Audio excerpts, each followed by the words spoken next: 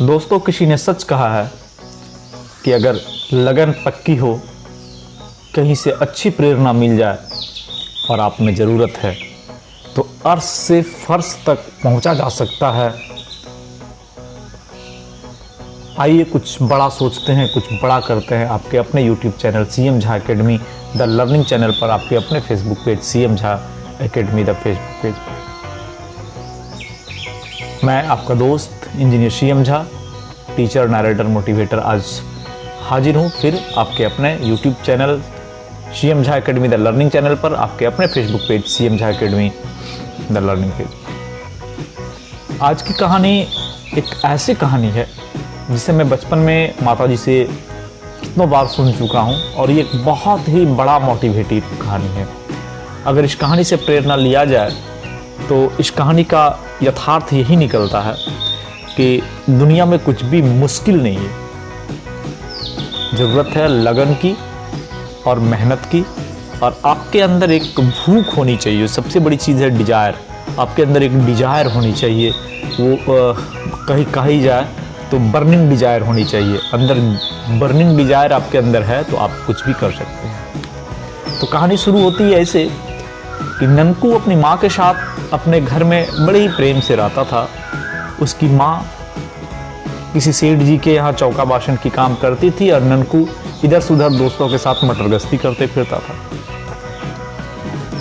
अब समस्या ये थी कि उस घर में ननकू इकलौता संतान था। माँ बूढ़ी हो चली थी, परंतु ननकू को इस सब चीज़ का कोई फर्क नहीं पड़ता था। उसे कोई मतलब नहीं था मुझे ज़िंदगी में क्या करना है, क्या बनना है, कहाँ जाना है, कोई मतलब नहीं था। उसे सिर्फ मतलब ये था कि मेरे दोस्तों के साथ मुझे मटर गश्ती करना। ये बात उसकी माँ को अच्छी नहीं लगती थी। संजोग ऐसी हुई कि माँ बीमार पड़ी। माँ ने ननकू को बुलाया, समझाया, ननकू कब तक ऐसे चलेगा रे, कम से कम कुछ तो करो, तुम्हारी भी जिंदगी है, कैसे घर बसाओगे। एक काम करो, तुम सेठ जी के पास जाओ, मैंने सेठ जी से बात करके रखा है, सेठ जी बोले हैं कि भेज देना, मैं कुछ काम दे दूंगा और वो अच्छा रहेगा। ननकू भी सोचा चलो माँ ठीक कहती है, कब तक काम करना है, इधर उधर घूमना है, माँ भी कब तक काम करेगी, चलते हैं। और इसी उधेड़-बुन में ननकू सेठ जी के घर चला। जैसे ही सेठ जी के दरवाजे पर ननकू पहुंचा और दरवाजे को नॉक करने वाला था कि ननकू देखता है सेठ जी के घर से बड़ी जोर जोर से आवाज़ें आ रही है। तो वो ध्यान से सुनने लगा। वो ध्यान से सुन रहा है तो वो पाता है कि सेठ जी अपने बेटे को बहुत ही बुरी तरीके से डांट रहा था कि तुम किसी काम के नहीं हो, नालायक हो, इतनी बार मैंने तुझे पूंजी दी, इतनी बार बिजनेस दिया, हर बार डुबा दिया, तुम कुछ नहीं कर सकते हो, तुम्हारे अंदर बिजनेस का एक पैसा ABCD नहीं आती है, तुम जाओ कहीं भी काम कर लो, नौकरी कर लो, मैं तुझे काम नहीं दे सकता, पैसा नहीं दे सकता, तुम इस लायक नहीं हो। अगर तुम्हारे में काबिलियत होती, अगर तुम्हारे में ज़रूरत होती, अगर तुम्हें लगता कि बिजनेस करना है तो तुम्हारे जैसा लड़का जो घर के बाहर में चूहा मरा हुआ है, उस मरे हुए चूहे से बिजनेस कर सकता था। आगे से मुझे मुंह मत दिखाना। ये बातें सुनकर ननकू बड़ा परेशान हुआ। सोचा जो व्यक्ति अपने बेटे को नालायक मानता है, जो व्यक्ति अपने बेटे को बिजनेस नहीं करा सकता है, वो मुझे क्या मदद करेगा, मैं तो ऐसे ही नालायक हूँ। लेकिन एक बात उसके दिमाग में हिट किया कि ये जो चूहे मरने वाली बात है कि घर के बाहर चूहा मरा पड़ा है, बिजनेस करने वाला व्यक्ति उस मरे हुए चूहे से बिजनेस कर सकता है, तो इस बात में कहीं ना कहीं कुछ तो दम है। देखें किधर है, वो अगल बगल नज़र दौड़ाया तो एक ताज़ा चूहा मरा हुआ सामने घर के बाहर पड़ा था। शायद तुरंत ही मरा होगा, सेठ जी ने बाहर फिकवाया होगा। तो ननकू उस चूहे की पूंछ पकड़ी और उस पूंछ को लेके पकड़ के चूहे को लेकर बाजार की तरफ चल दिया। उसके दिमाग में यही बातें चल रही थी कि आखिर इस मरे हुए चूहे से बिजनेस क्या हो सकता है। मरा हुआ चूहा तो फेंकने के काम आता है और ये कूड़े वाले चीज से बिजनेस कैसे हुआ सकता है। तो ननकू उसको लेके आगे आगे जा रहा था, तभी कुछ दूरी पर देखा कि उसके पीछे एक बिल्ली बड़ी देर से उछल कूद मचाते आ रही है। वो कभी कभी चूहे के पास आ जा रही है, कभी चूहे को देख के उछल कूद मचाने लग जा रहा है।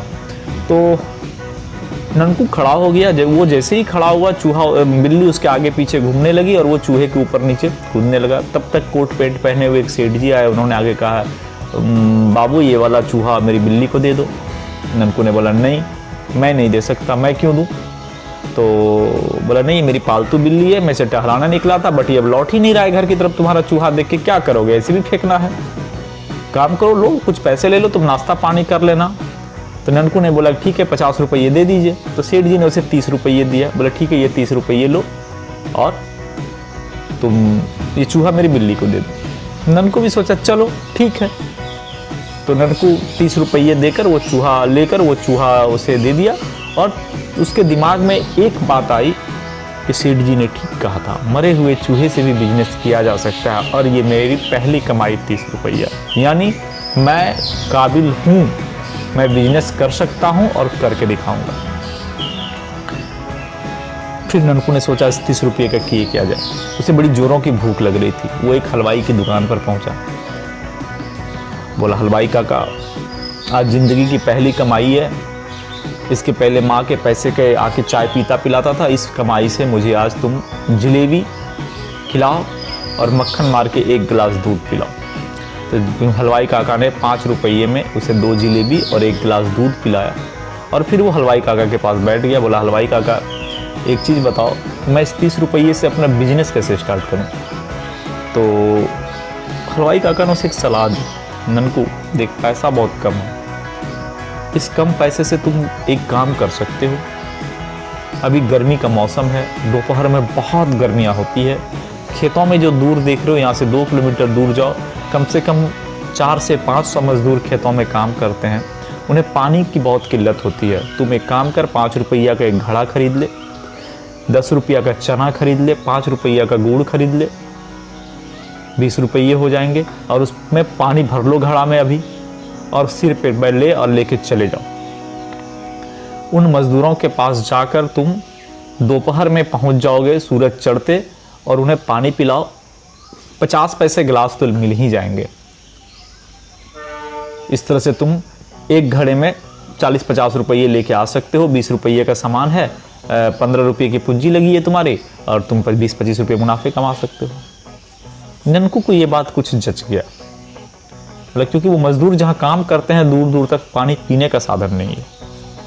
ननकू ने घड़ा खरीदा, चना लिया, उसे 1 घंटे में वहीं हलवाई के दुकान में फुलाया, गुड़ लिया और उस पानी के घड़े को सिर पे लेकर पहुंचा मजदूरों के पास।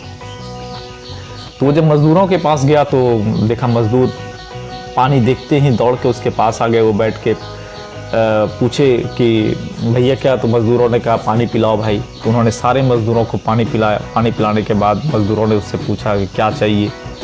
तो बोला चाचा कुछ नहीं चाहिए, परंतु मेरे पास भी कुछ नहीं है, सोचा चलो तुम लोगों को पानी ही पिलाऊं, जो दे सकते हो दे दो। तो सारे मजदूरों ने उसे लगभग 50 पैसे 1 रुपये जिसके पास जो था उसे दे दिया, और सबने भरपूर पानी पिया, चना खाया, गुड़ खाया।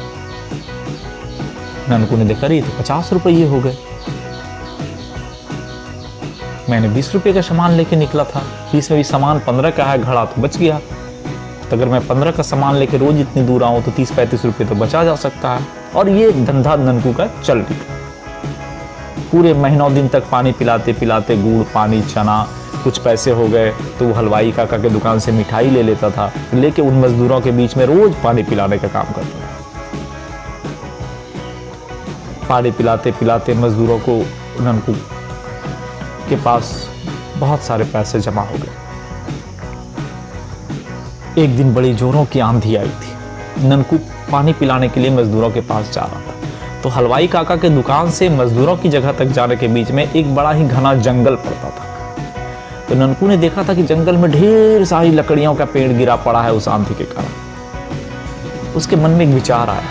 वो ननकू मजदूर काका के पास गया, मजदूर काका लोग को पानी पिलाया, मजदूर काका लोग पैसा देने लगे। तो मजदूर काका लोग को बोला कि मजदूर काका ऐसा है कि आज तुम लोग पैसे मत दो, आज हमारी एक मदद कर दो छोटी सी।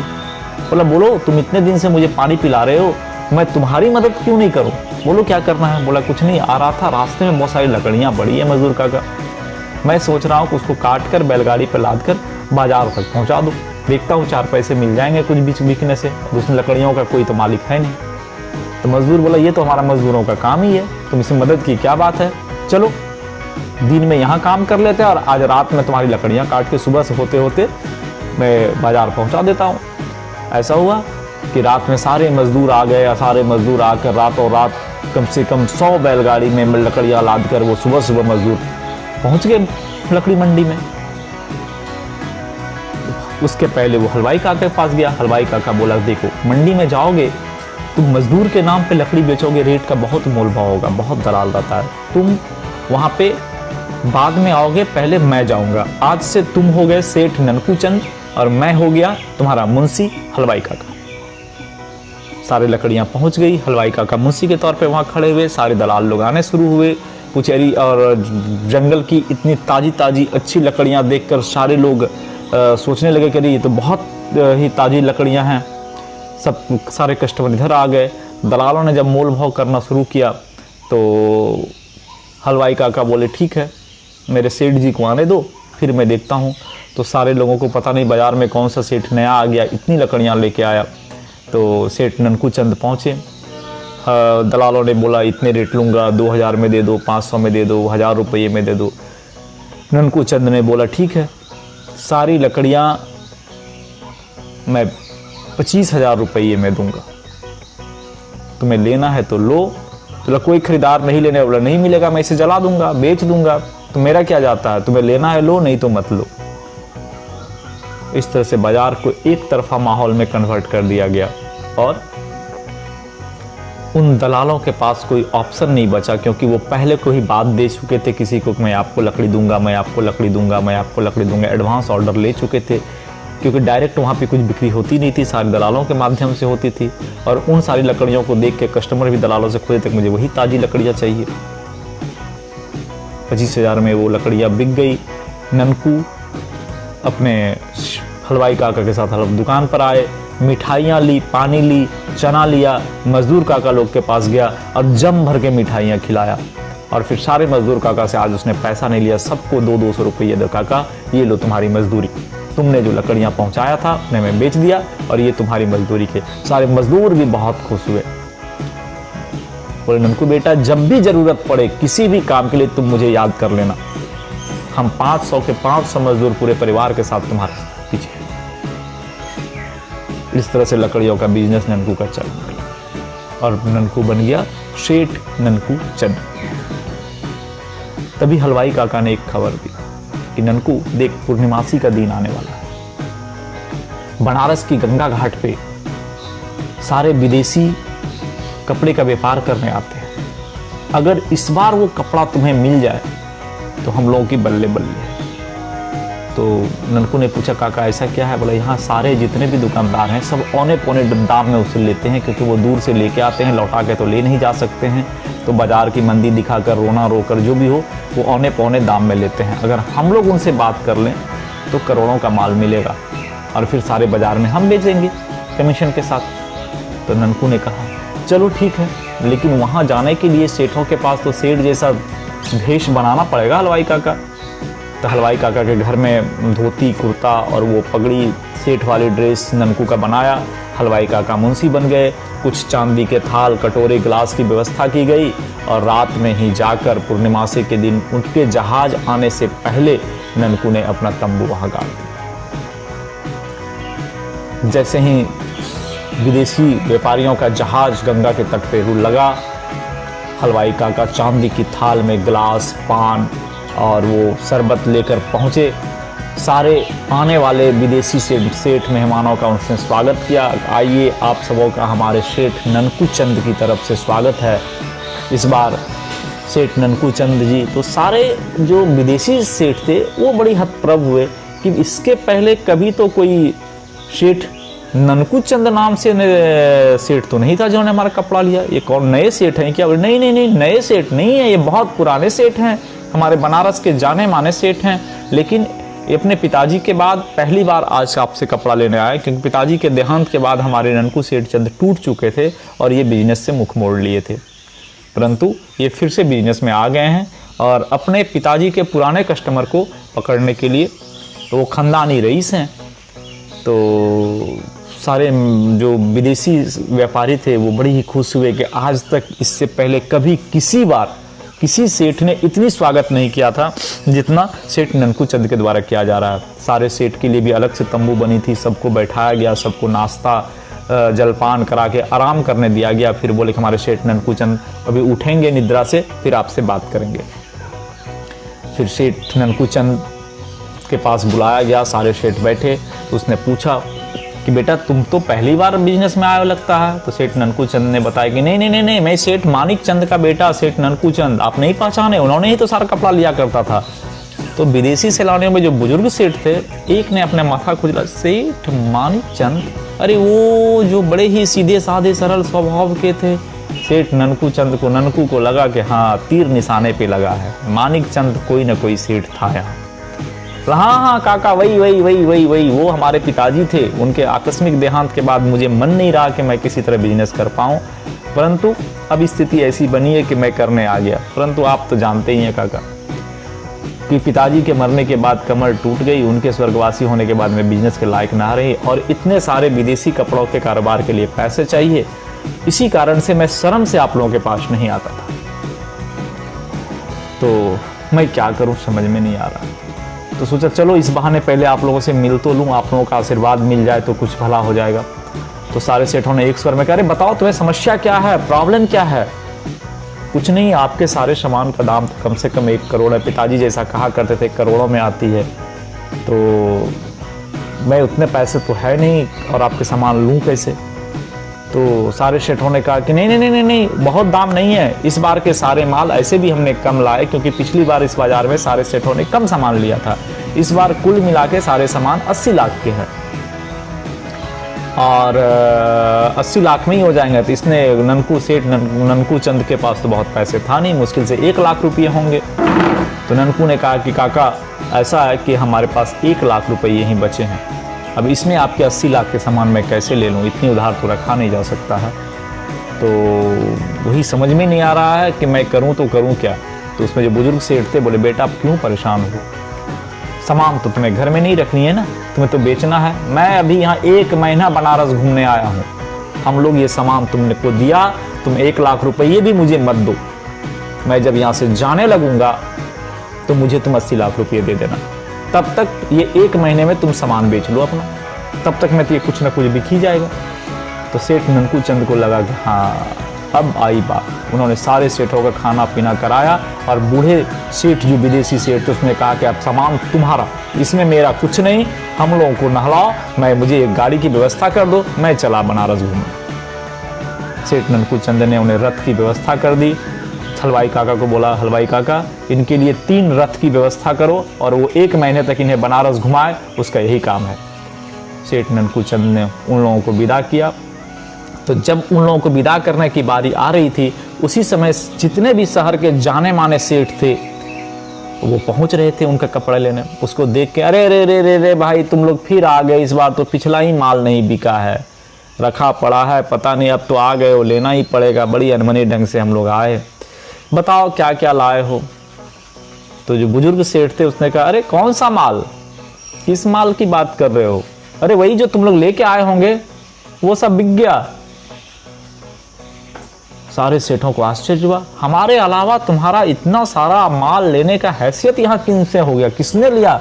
अरे वही हमारे पुराने सेठ मानिक चंद के बेटे ननकू चंद ने, हमारे बेटे का सामान है, मैंने सारा सामान उनका दे दिया, अब तुमको जो लेना है उससे लो, मेरे पास कुछ सामान नहीं है। कह के वो सारे सेठ घूमने निकल गए। ननकू अपने तंबू में बैठा हुआ था, सारे सेठ गए। हलवाई काका बोले, नहीं अभी वो किसी से नहीं मिलेंगे, अभी उन्होंने सारा सामान खरीदा है, वो अपने सामान के हिसाब कर रहे हैं और आधे घंटे बाद तुम लोग आओ मिलने। सारे सेठों की हालत ख़राब कि इतने कस्टमर से ऑर्डर ले लिया है, इतने सारे सामान का ऑर्डर है, दुकान का होगा क्या, ये किसने सारा सामान ले लिया। आधे घंटे तक वो वहीं पर चक्कर लगाते रहे। चक्कर लगाने के बाद ननकू ने उसे आने की अनुमति दी। आने के बाद उसे बैठाया गया और बोला गया, तो उन्होंने कहा, अरे यार ठीक है, आप कौन है। तो ननकू ने परिचय दिया। परिचय से क्या मतलब है, जब मैं 80 लाख का सामान ले सकता हूँ अकेले, तुम सारे सेठ मिल के जो सामान लोगे मैं अकेला खरीद सकता हूँ, तो सोच ही सकते हो कि हमारी क्या है परिचय है। तो परिचय की ज़रूरत नहीं है, बिजनेस की बात करो। सारे सेठों ने कहा कि ठीक है, तो तुम 80 लाख में तो लिए हो, 85 लाख में मुझे दे दो। तो ननकू ने कहा मैं वैसा खरीदार और बेचने वाला नहीं हूं। तुम्हें ये सामान चाहिए 5 गुना लगेगा, 80 लाख के 4 करोड़। अगर 4 करोड़ में तुम्हें ये सामान चाहिए तो ले लो, और नहीं चाहिए तो जाओ। सारे सेठों ने कहा ये सब बेईमानी है, तुम मुझे ब्लैकमेल कर रहे हो, 4 करोड़ में सामान मैं नहीं खरीद सकता। तुम कहो तो देना है तो दो, नहीं तो बहुत ज़्यादा कहोगे तो मैं 1.5 करोड़ रुपये तुम्हें दूंगा, इससे ज़्यादा नहीं दे सकता। देना है तो दो, और नहीं तो मैं जा रहा हूँ। बोले ठीक है जाओ। तो सामान का क्या करोगे? बोले गंगा में बहा दूंगा, मेरा शौक है, खरीदना है, बहा देना है, फिर चले जाना है। सेठ को लगा पता नहीं ये तो बड़ा ही पागल सेठ है, 80 लाख का सामान बोलता है कि गंगा में बहा दूंगा। फिर सारे सेठों ने बाहर में अपने आप आपस में बात की है, बोला यार ये तो बदनामी हो जाएगी, नाक कट जाएगी, ऑर्डर लिया हुआ है, कल से सामान नहीं देंगे तो कस्टमर सिर पे चढ़ जाएंगे, कुछ तो करना पड़ेगा। चलो पैर हाथ पकड़ो। फिर आके उन लोगों ने बहुत ही अनुनय विनय किया ननकू सेठ से, और 3 लाख में बातें फाइनल हुई, सॉरी 3 करोड़ में बातें फाइनल हुई। 3 करोड़ में बात फाइनल करके सारे सामान लिए।